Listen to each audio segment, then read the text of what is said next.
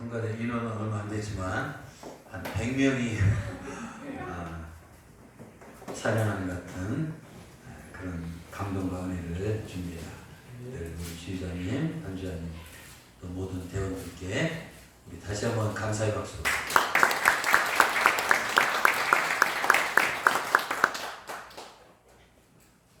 오늘 본문 성경 특별히 13절에 이런 표현이 있습니다. 그가 예루살렘에 돌아와서 다시 왕에 앉게 하시매 므낫세가 그제서야 여호와께서 하나님이신 줄 알았더라. 여기 보면 그제서야라는 표현이 나옵니다. 그제서야는 어떤 일을 당한 후에 늦게 후회하며 뭔가를 깨닫게 되었을 때 쓰는 말입니다. 졸업 후 입사시험에서 여러 번 낙방하자 그제서야 학창시절에 열심히 공부하지 않은 것이 후회가 되었다. 결혼생활에 파탄이 나자 그제서야 연애시절 친구의 충고를 무시한 것이 후회가 되었다. 또 갑자기 쓰러져서 병원에 누워있을 때 그제서야 지난날 건강을 챙기지 않았던 것이 후회가 되었다. 또 부모님이 갑자기 돌아가시자 그제서야 자신이 얼마나 불효자인가를 깨닫고 가슴을 치며 후회하였다. 인간은 참으로 어리석은 존재입니다. 어떤 일이든 지나고 나서야 이 뒤늦게 깨닫게 되기 때문입니다. 고통을 당한 후에 실패를 맛본 후에 또 환난을 경험한 후에야 그제서야 깨닫는 것이 인간입니다. 우리가 인생길에서 후회는 결코 한 발자국도 앞서지 않습니다. 우리 사랑하는 성도 여러분, 내가 지금 알고 있는 것을 그때 알았더라면 얼마나 좋았을까? 이런 생각을 가끔 안 해보셨는지요? 우리는 이 땅에 살면서 아주 값비싼 수업료를 지불하고 나서 그때야 비로소 정신을 차리고 인생의 교훈을 깨달을 때가 많습니다. 그 대표적인 신뢰가 오늘 성경 본문에 등장하는 이 므낫세의 경우입니다. 므낫세는 어떤 인물입니까? 그는 12살 때, 초등학교 한 4, 5, 6학년 때 유다 나라의 제14대 왕이 되었습니다. 그는 북이스라엘과 남유다 왕들 전체를 통틀어서 제위기간이 가장 긴 왕이었습니다. 오늘 30장 1절에 보면 55년 동안 왕위에 있었습니다. 오늘 본문 13절에 보면 므낫세 왕은 그의 지나온 인생을 크게 후회하며 그제서야 뭔가를 중요한 사실을 깨닫게 됐습니다. 므낫세의 인생은 그제서야 중요한 진리를 깨닫기 시작한 13절을 기점으로 극명하게 하늘과 땅처럼 분명하게 갈라집니다. 말하자면 므낫세의 인생을 크게 보면 13절 이전과 13절 이후의 삶으로 크게 양분됩니다. 여러분, 므낫세의 전반기 인생 13절 이전에는 어떤 왕이었습니까? 여러분, 이스라엘 역사에서 우리나라 세종대왕처럼 가장 추앙받는 왕이 다윗입니다. 그 다윗 왕 다음으로 두 번째 추앙받는 왕이 히스기야 왕입니다. 그런 히스기야 왕의 아들이 바로 므낫세입니다. 부모가 훌륭하다 자식이 자동적으로 훌륭한 거 아닙니다. 그래서 므낫세는 훌륭한 영적 거성인 아버지 뒤를 이어받아 하나님의 선하신 뜻대로 물려받은 나라를 신앙 안에서 은혜롭게 잘 다스릴 줄 알았습니다. 하지만 성경에 보면 훌륭한 아버지 히스기야와는 전혀 다른 이 반대의 길을 걸어갔습니다. 그는 북이스라엘과 남유다 왕들 전체 가운데 하나님께서 보실 때 가장 사악한, 가장 흉악한, 가장 패악한 이 통치를 했습니다. 그는 이스라엘 남북 왕조를 통틀어서 39명의 왕들 중에서 가장 악한 왕이라는 오명을 썼습니다. 오늘 성경 본문 33장 2절에서부터 보면 므낫세의 악행이 무엇인가 자세하게 기록되어 있습니다. 오늘 33장 보시기 바랍니다. 2절입니다. 그는 여호와께서 이스라엘 백성들 앞에서 쫓아낸 이방 민족의 더러운 행위를 본받아 여호와께서 보시기에 악을 행하였다. 3절입니다. 그는 그의 아버지 히스기야가 헐어버린 산당을 다시 세우고 바알제단을 쌓으며 아세라 여신상을 만들고 해와 별, 달과 별들을 숭배하였다. 또 4절과 5절입니다. 그는 여호와께서 영원히 경배를 받으시겠다고 말씀하신 바로 그 하나님의 성전에 이방 신들의 단들을 쌓고 성전의 뒷뜰에도 하늘의 별들을 숭배하는 단들을 쌓았다. 또 6절입니다. 흰놈 골짜기에 심지어는 자기 아들들을 산채로 불에 태워 이방신에게 제물로 바쳤습니다.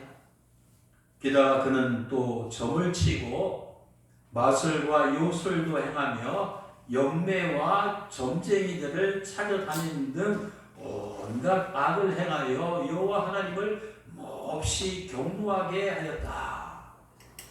7절입니다. 그는 자기가 직접 새겨서 만든 우상을 바로 하나님의 이 거룩한 성전에다가 또 세웠습니다.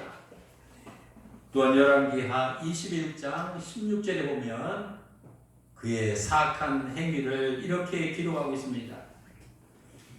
므낫세가 유다에게 범죄하게 하여 여호와 하나님께서 보시기에 악을 행한 것 그 외에도 또 무죄한 자의 피를 심히 많이 흘려 예루살렘 이 끝에서 저 끝까지 가득하게 하였다. 그가 얼마나 잔인했던지 하나님의 이 도성인 거룩한 예루살렘 거리를 온통 이 피바다로 물들게 만들어버렸습니다. 1세기 유명한 유대인 역사학자인 요세푸스는 므낫세의 악행에 대해서 이렇게 역사서에 기술하고 있습니다. 므낫세는 히브리에 있는 모든 의로운 사람들을 죽였고 선지자도 남겨두지 않았으며 예루살렘이 피로 넘쳐 흐를 때까지 매일 그들을 죽였다. 유대인 탈무드에는 므낫세가 심지어 그의 스승인 우리가 이사야 선지자 있죠. 이사야 선지자를 속이 빈 통나무 속에 산채로 집어넣고 산채로 톱질하여 이 두동강을 내었다고 기록하고 있습니다. 므낫세 왕 이처럼 이 끔찍한 이 죄악을 끊임없이 범하자 이 하나님께서는 참고 이 진노하시면서 여러 경도를 통해서 그에게 경고하셨습니다. 므낫세야, 제발 너의 악행을 그치고, 므낫세야 제발 회개하고, 므낫세야 제발 내 조상의 길로 돌아서라. 이렇게 수차례 경고하면서 최종적인 심판의 이 사인을 보내셨습니다. 열왕기하 21장 11절과 12절에서 이렇게 기록이 되어 있습니다. 유다왕 므낫세가 이처럼 더러운 일을 행하여 옛날 이 땅에 살던 이방 아모리 사람들보다 더 많은 악을 행하고 또 우상으로 유다 백성들을 죄의 길로 인도하였다. 그러므로 이스라엘 하나님 나 여호와가 듣는 사람마다 깜짝 놀랄 정도로 무서운 엄청난 재앙을 예루살렘과 이 유다 땅에 내릴 것이다 라는 이 징계와 이 심판의 이 사인을 보내셨습니다.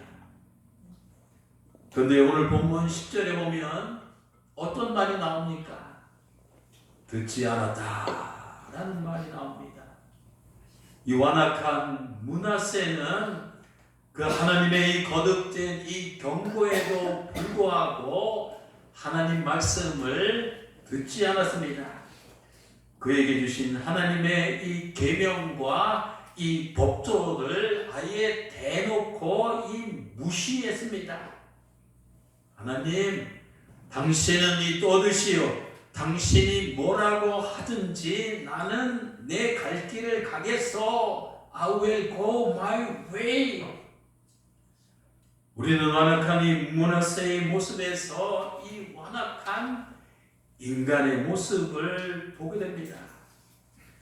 여러분, 거룩하신 하나님께서는 사랑하는 자기 백성들에게 이 죄악을 범하지 말라고 그들이 이 죄악을 범할 때마다 이 안타까운 심정으로 가슴을 졸이면서 이스라엘 백성들에게 얼마나 끊임없이 지속적으로 말씀하셨습니까? 이런저런 계명을 통해서 귀가 닳도록 수없이 말씀을 하셨습니다. 사랑하는 내 자녀들아, 제발 다른 신을 섬기지 말라. 제발 우상을 만들지 말라. 제발 내 이름을 망령되이 부르지 말라. 제발 안식일을 기억하여 거룩히 지키라. 제발 내 부모를 공경하라. 제발 미워하지 말고 이 살인하지 말라. 제발 이 간음하지 말라. 제발 이 도적질하지 말라. 제발 이 거짓말하지 말라. 제발 남의 것을 이 탐하지 말라. 이런 십계명에도 얼마나 많은 이 주옥 같은 이 계명들을 하나님께서 사랑하시는 이 자녀들에게 들려주셨습니까? 얼마나 많은 수 없는 이 권면의 말씀을 그들의 귀에 이 하셨습니까? 하지만 인간의 마음은 이 동이서에서 먼 것처럼 남이 북에서 이 먼 것 같이 하나님으로부터 멀리 떨어져 있습니다. 하나님께서는 자신의 거듭된 이 말씀을 듣지 않고 이 불순종하는 이스라엘 백성들의 완악함을 성경에서 이렇게 표현하셨습니다. 예레미야 32장 33절입니다.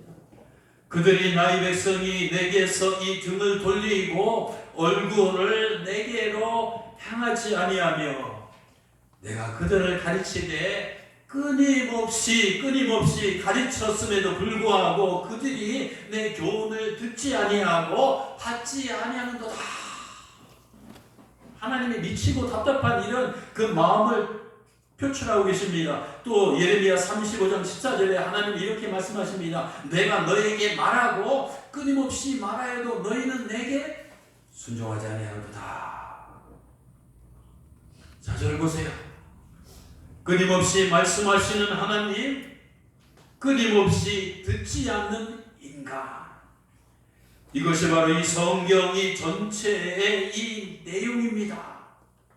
사랑하는 우리 꿈나무교회 성도 여러분, 이 성경책이 왜 이렇게 무겁고 이 두터워졌습니까? 왜 성경이 이렇게 이 두꺼워야만 합니까? 그것은 인간이 하나님의 말씀을 이 자꾸 잘 안 들으니까 하나님이 계속해서 끊임없이 쉴 새 없이 말씀을 하시다 보니까 이 성경책이 이렇게 이 두꺼워진 것입니다. 성경이 이렇게 이 두꺼워진 것은 우리 인간의 얼굴이 이 하나님 앞에서 이 철면빛처럼 그만큼 우리 얼굴이 두꺼워진 것입니다. 또 인간의 그 양심이 그만큼 이 무뎌지고 이 두꺼워진 겁니다. 우리 죄악이 그만큼 이 두꺼워진 것입니다. 바로 이것이 하나님의 말씀을 거역하고 듣지 아니하고 불순종한 인간의 이 모습을 이제 대변해 주고 있습니다. 사랑하는 성도 여러분, 기억합시다. 우리도 이 땅에 살면서 므낫세처럼 악인의 꾀를 쫓으며 므낫세처럼 죄인의 길에 서고 므낫세처럼 오만한 자리에 앉을 때 하나님께서는 이런저런 경로를 통해서 회개하고 이 돌아서라고 이 경고하고 계십니다. 얼굴이 두껍고 양심이 두껍고 이 죄악이 두꺼운 이 므낫세처럼 우리가 하나님의 경고를 끝까지 무시하고 이 끝까지 불순종하고 이 끝까지 돌이키지 않으면 공의의 하나님께서는 결국 참고 인내하시다가 마지막에는 어쩔 수 없이 심판의 이 채찍을 드시는 분입니다. 오늘 본문 10절과 11절에 보면 완악한 이 므낫세에게 하나님의 어떤 심판이 임했습니까? 여호와께서 므낫세와 그의 백성에게 이르되 그들이 듣지 아니하므로 여호와께서 아수르 왕의 군대 지휘관들이 와서 치게 하심에 그들이 므낫세를 사로잡고 쇠사슬로 결박하여 바벨론으로 끌고 간지라.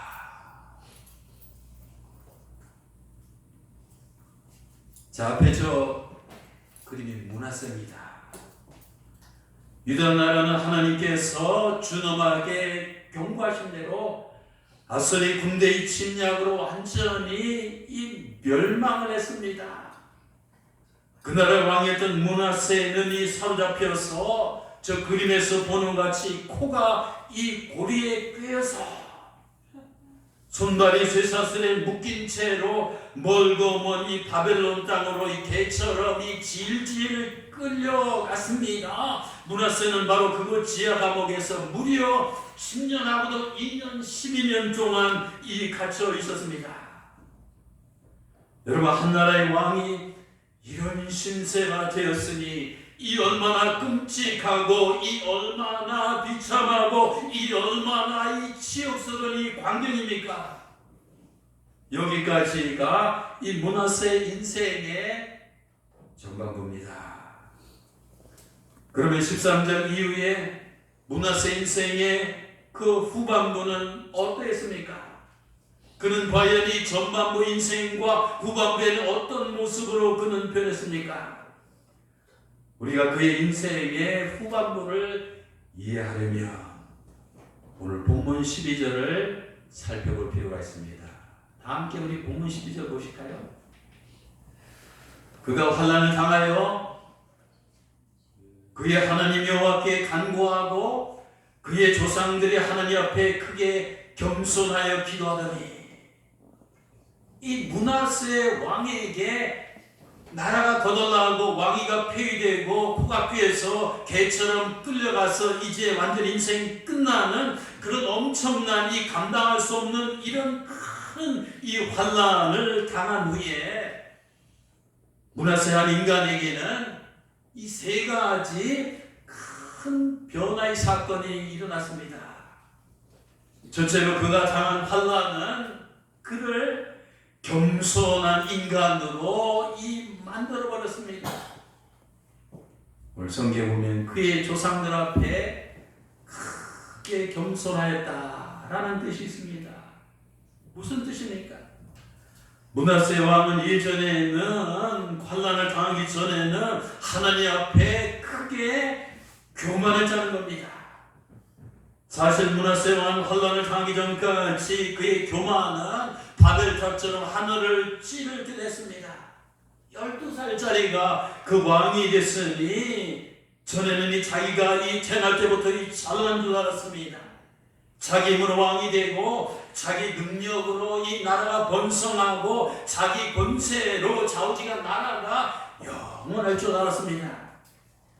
교만한 그의 눈에는 하나님 안 보였습니다. 교만한 그의 눈에는 이 조상들도 안 보였습니다. 교만한 그의 눈에는 이 선지자들도 백성도 안 보였습니다. 이 교만한 그의 눈에는 하나님의 이 주상 같은 율법과 이 공의로운 계명도 안 보였습니다. 마치 자기가 신이라도 된 듯이 이 교만한 자리에 앉아서 무소불위의 권력을 신나게 휘둘러댔습니다. 이 거만한 자세로 백성들을 억압하고 이 나라를, 하나님의 이 나라를 우상천지로 만들어버리고 이 자기 멋대로 쥐락펴락하면서 국정을 이 농락했습니다. 하지만 앞서의 진공으로 이 나라가 하루아침에 거덜나고 패망하고 쇠사슬에 묶여 이 포로로 비참하게 끌려가게 되었을 때 이 왕이었던 므낫세는 왕으로서의 구영과 그 영광과 권세는 하루아침에 완전히 똥이 되었습니다. 여러분, 똥이 뭔지 알죠? 똥이 됐습니다. 그동안 그의 입에서 나왔던 오만했던 말들, 그동안 그가 행했던 이 거만했던 행동들, 사만했던 이 머릿속의 생각들, 이 태만했던 이 감정들, 교만했던 이런 태도들은 이 걸레처럼 이 짓밟히고 휴지조각처럼 이 산산조각이 나와버렸습니다. 그는 이전에는 자기가 somebody, 굉장한 이 존재라고 이 사고하고 살았는데 최악의 이 상황으로 곤두박질해보니 정말 자기가 아무것도 아니라는 이 사실을 이 뼈저리게 이 절감하고 이 통감했습니다. 말하자면 그에게 엎친 환난이 그의 교만을 완전히 꺾어놨습니다. 꺾어놨습니다. 사랑하는 성도 여러분, 우리도 마찬가지입니다. 므낫세 왕처럼 우리도 내가 힘이 있을 때, 내가 잘 나갈 때, 내 마음대로, 내 뜻대로 내 모든 일이 잘 되어 가는 것처럼 보일 때는 내가 이 최고인 것 같습니다. 내가 제일 잘난 것 같습니다. 그때는 주변 사람들도 잘 안 보입니다. 하나님도 잘 안 보입니다. 오직 잘난 자신의 이 모습밖에 그 교만한 두 눈에는 보이지 않습니다. 사랑하는 성도 여러분, 하나님은 때때로 우리들에게 이런저런 고통과 고초와의 고난을 주시는 줄 아십니까? 오늘 본문 33장 11절에 보면 이런 말이 있습니다. 치게 하시네 하는 단어입니다. 하나님께서는 아수르 군대를 통해서 므낫세를 치게 하심으로 그의 교만의 그 콧대를 완전히 꺾어서 이 문들어 놓았습니다. 마찬가지로 하나님께서는 우리가 끝까지 순종하지 아니하고 이 그릇된 길을 걸어갈 때 하나님도 가슴 아프지만 이 고난과 이 환난을 통해서 나를 치심으로 이 나의 교만을 이 꺾어 놓으실 때가 있습니다. 우리 인간은 얼마나 교만한 존재입니까? 돈 좀 있으면 교만합니다. 많이 좀 배웠으면 교만합니다. 이 세상에서 성공과 이 출세하면 교만합니다. 명예가 있고 인기가 있고 권세가 있으면 교만합니다. 외모가 잘생겨도 교만합니다. 재능이나 기술이 있어도 교만합니다. 좌우지간 하나님 앞에서 인간은 이 교만으로 이 가득 찬 이 교만 덩어리입니다. 그런데 인간 안에 있는 그 교만을 치료할 수 있는 약은 이 고난이라는 쓴 약밖에 없다는 것입니다. 교만병에 걸린 자들에게는 이 다른 약은 잘 듣지 않습니다. 이 므낫세는 이 고난이라는 쓴 약을 12년 동안 들이키면서 비로소 그의 교만이 치유되기 시작했습니다. 사랑하는 성도 여러분, 우리가 인생길에서 지금 이런저런 이 고난과 이 고통을 당할 때 하나님께서 이 교만한 나를 겸손한 자로 만드시기 위해서 치료 중이시구나 생각하시기 바랍니다. 아멘? 아멘이 시원찮아요. 여러분은 겸손하십니까? 자, 두 번째, 므낫세가 당한 환난은 두 번째, 자, 중요합니다. 그를 하나님 앞에 무릎 꿇게 만들었습니다. 기도에 무릎을 꿇게 만들었습니다. 오늘 12절입니다. 그가 환난을 당하여 그의 하나님 앞에 간구하며 무릎을 꿇었잖아요. 또 13절은 기도함으로 이렇게 시작이 됩니다. 교만했던 므낫세는 그의 인생 전반기에는 좌우지간 하나님을 무시하고 하나님께 등을 돌리면서 하나님 앞에 전혀 기도하지 않았습니다. 비록 우상 앞에 무릎을 꿇지언정 하나님 앞에는 이 무릎을 꿇지 않았습니다. 그의 인생이 전반부에는 이 므낫세가 이 하나님 앞에 기도했다는 구절은 눈 씻고 찾아봐도 없습니다. 하지만 그가 바벨론에 이제 개처럼 포로가 되어서 끌려가서 이 감옥에 갇혔을 때 비로소 그는 하나님 앞에 무릎 꿇고 이 절박하게 기도하기 시작했습니다. 자, 그 유명한 그림인데 므낫세가 아수르 바벨론 지역에 끌려가서 감옥에서 이제 기도하는 장면입니다. 사랑하는 성도 여러분, 저 그림을 보시고 제 말씀을 듣기 바랍니다. 이 땅을 살면서 누가 기도합니까? 똥줄이 찬 사람입니다. 이 밥줄이 끊어진 사람입니다. 이 생명줄이 끊어진 사람입니다. 근데 누가 기도하지 않습니까? 잘 나가는 사람입니다. 등 따숩고 배부른 사람입니다. 이 뱃속에 이 기름기가 껴있는 사람입니다. 누가 기도합니까? 내 힘으로 도저히 살 수 없다고 이 고백하는 자입니다. 근데 누가 기도 안 합니까? 여전히 내 힘으로 내 실력으로 살아갈 수 있다고 생각하는 사람입니다.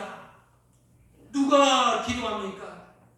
기도 외에는 다른 길이 없다고 실토하는 자입니다. 누가 기도 안 합니까?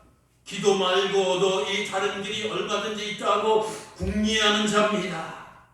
누가 기도합니까? 이 상한 심령이 깨어진 심령을 가진 자입니다. 그런데 누가 기도하지 않습니까? 이 강팍한 이 심령을 가진 자입니다.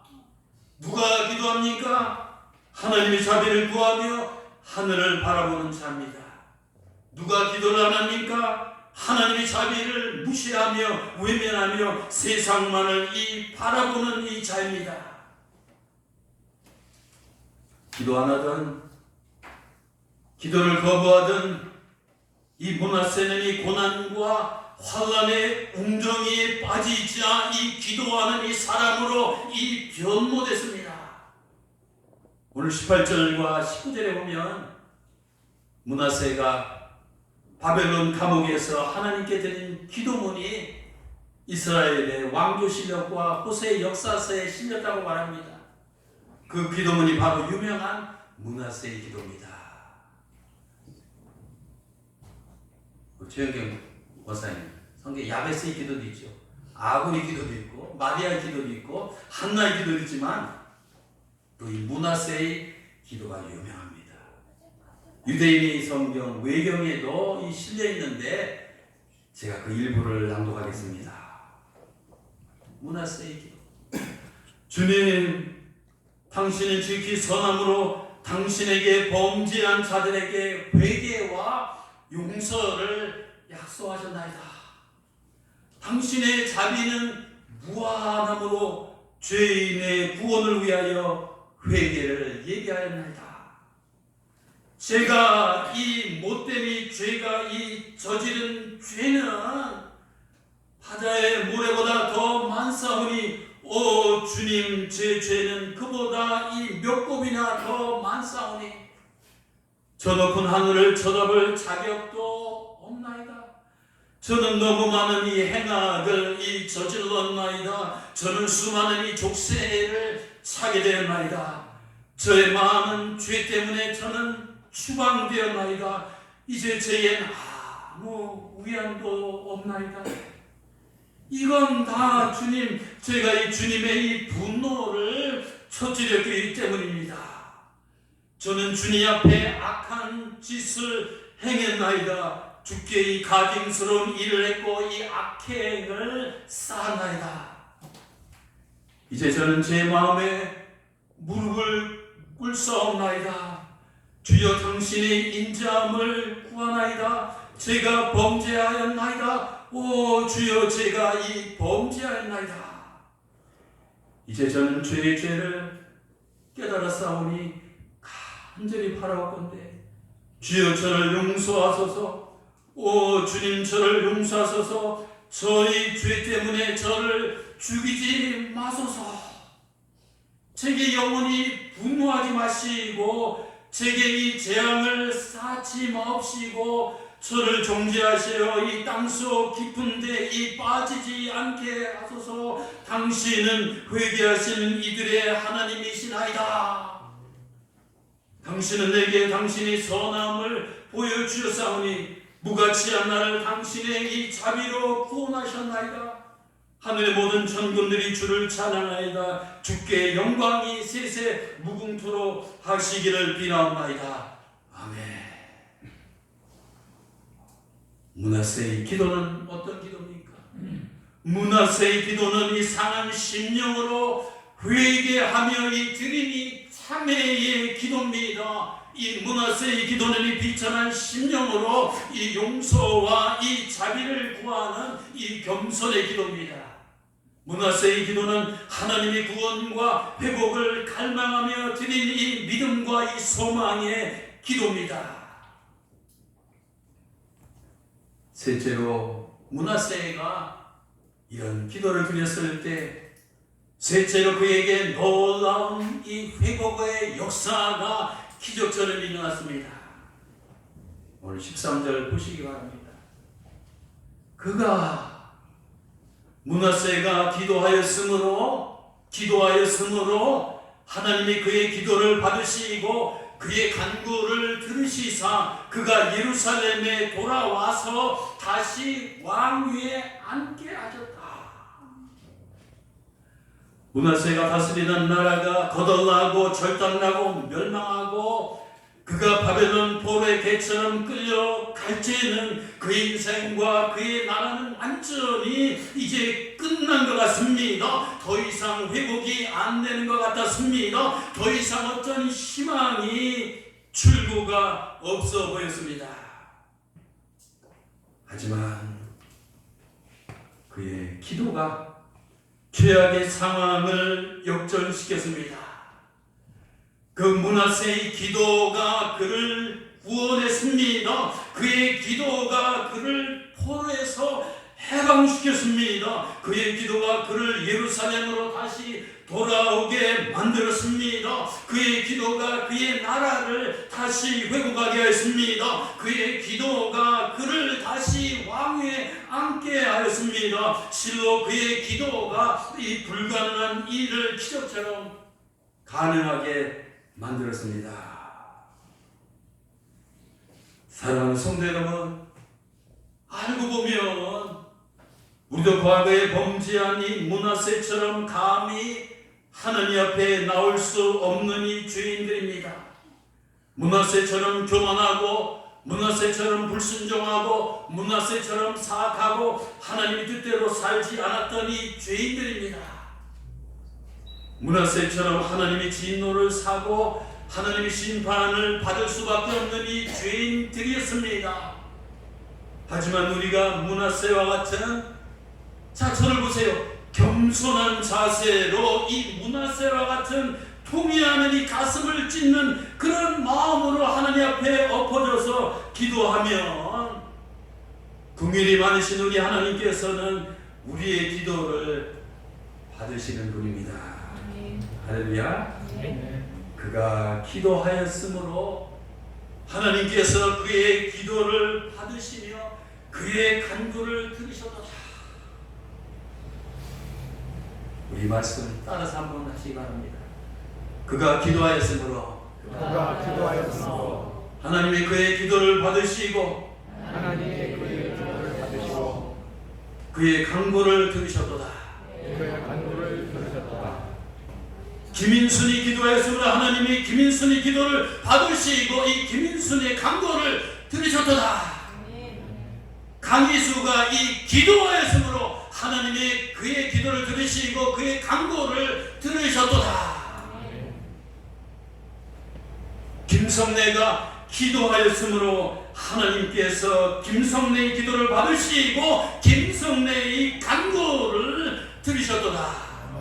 하나님은 어제나 오늘이나 내일이나 동일하게 역사하시는 분입니다. 그렇습니다.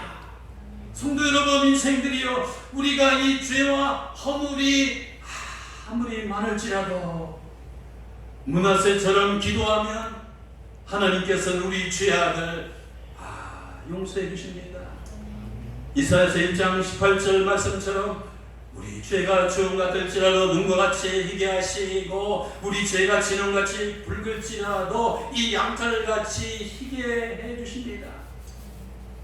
또 하나님께서는 우리가 당하는 이 고난과 환난이 아무리 클지라도 므낫세처럼 기도하면 하나님께서는 우리를 시련의 웅덩이와 역경의 수렁에서 능히 건져 주실 것입니다.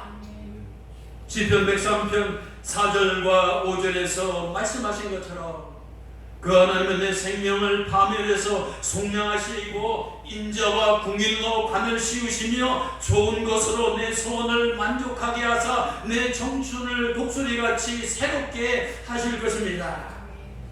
또 그 하나님은 우리가 도저히 회복이 불가능해 보이는 문제들, 난제들, 이 숙제들에 휩싸여 있을지라도 이 므낫세와 같이 기도하면 하나님께서는 우리 약해진 건강을 회복시켜 주십니다. 깨어진 가정을 회복시켜 주십니다. 이 쫓겨난 일터를 회복시켜 주십니다. 이 파산한 사업을 회복시켜 주시고 이 무너진 삶을 하나님께서 회복시켜 주실 것입니다.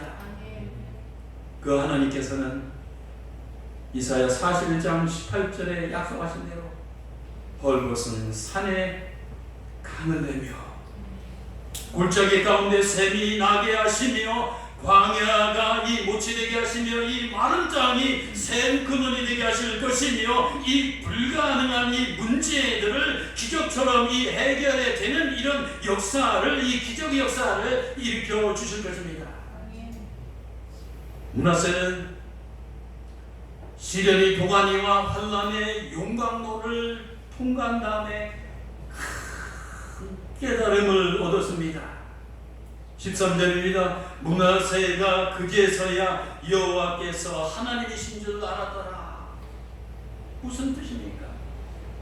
그가 깨달은 진리는 여호와는 정말로, 여호와는 진실로, 여호와는 참말로 이 살아계신 이 하나님, 유일하신 이 하나님이라는 그 사실입니다.